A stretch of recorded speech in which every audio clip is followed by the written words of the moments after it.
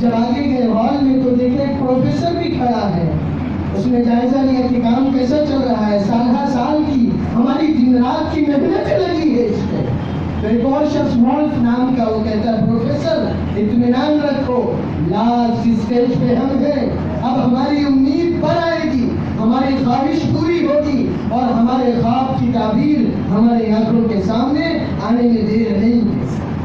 وہ کمپیوٹر تیار ہوا. اس کے بعد بڑے بڑے عربک رائٹر اور اسپیکر کو بلایا گیا کہ اب آئیے اس کا ٹیسٹ لیتے ہیں، جائزہ لیتے ہیں، امتحان لیتے ہیں. ہم نے جو یہ کمپیوٹر بنایا کامیاب یا ناکام ہے، سکسیس ہے یا نہیں ہے.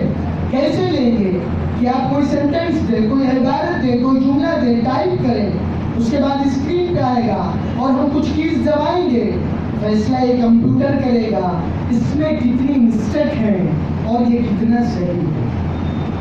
چلیے ٹیسٹ شروع ہوا اور ایک دو دن نہیں، پورے 2 ہفتوں تک یہ ٹیسٹ چلا. کتنے بھائی؟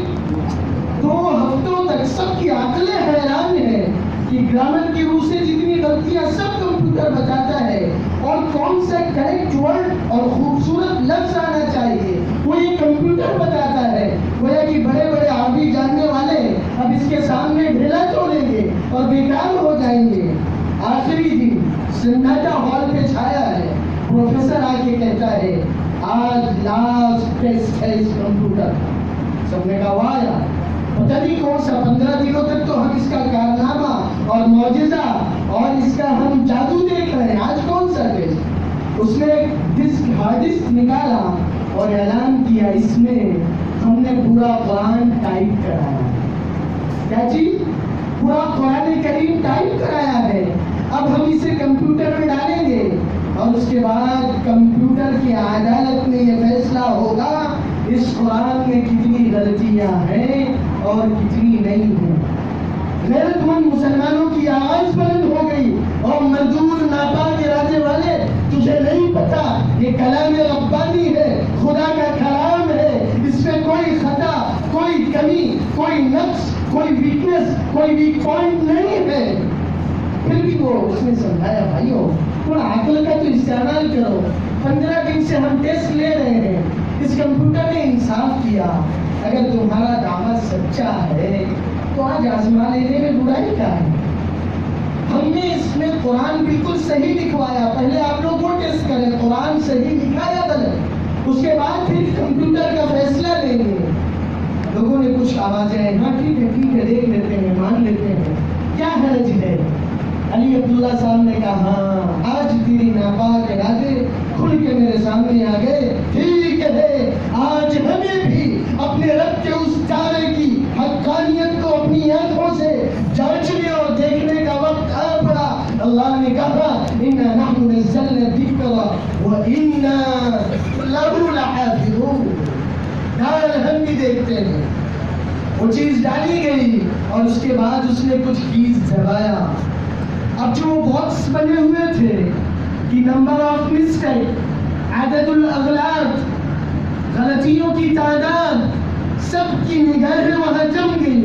مسلمانوں کی دھڑکنیں تھم گئی اور ان ناپاک ذہنیت والوں کا گویا قہقہا بلند ہونے والا تھا.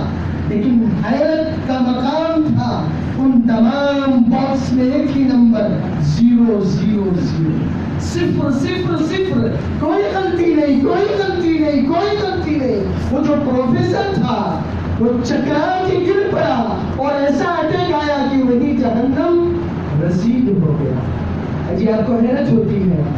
ایک آدمی امید لگاتا ہے کرکٹ پلیئر سے کہ یار یہ ٹیم کو جتا دے گا، اچھا 2 بال اور 6 رن، ایک میں 4 مارے گا، دوسرے میں 2 نکالے گا.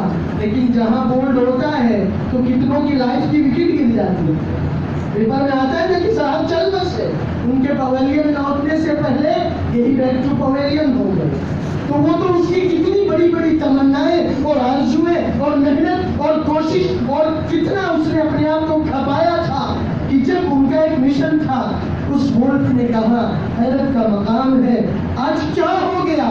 ہم نے تو اس کے اندر ایسا سیکرٹ سسٹم لگایا تھا کہ قرآن کی بات پر اسے مسٹیک ہی بتانا تھا.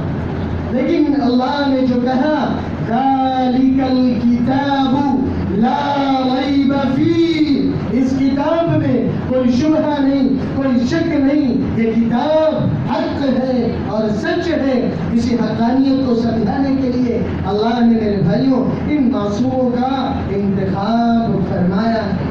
اور یہ جو مشن اور محنت ہے ہمارے مکتب کی، مدرسے کی، یہ بڑی اہم ہے۔ تو ہم میں سے ہر ایک نیت کرے انشاءاللہ اپنے گھر کے معصوم اور چھوٹے بچوں کو مکتب میں ضرور بھیجیں گے، جی بھیجیں گے انشاءاللہ۔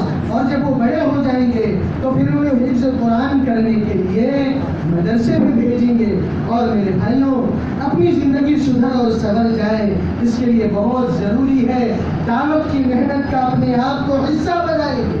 یہ جو چلے اور 4 مہینے اور 3 دن کی آوازیں لگتی ہیں یہ زندگیوں کا رخ بدل دیتی ہیں۔ آج ایریا اور ہماری گلی کا ایک بگڑا جوان، اس کی بولنے کا انداز یہ تھا اگر کسی کو اٹھانا تھا اے چل نکل، اٹھ یہاں سے، چل ہٹ جا یہاں سے۔ جب وہ 3 دن کے لیے جاتا اور پہنچتا ہے تو پہلے دن اعلان کرتا ہے بھائی بیٹھ جاؤ اور رک جاؤ۔ تو میرے بھائیوں فکر کریں گے آخری بات اپنے گھر کی ماؤں بہنوں کو اور مستورات کو، جو ہمارے محلے اور علاقے کا مستورات کا اجتماع ہوتا ہے اس میں پوری فکر مندی سے بھیجیں گے انشاءاللہ۔ اللہ کے رسول سے زیادہ عمل کرنے کی توفیق عطا فرمائے۔ اب بچوں کا قرآن کا حفظ شروع ہوگا، اس میں شریک ہو، اس کی دعا ہوگی، اور جو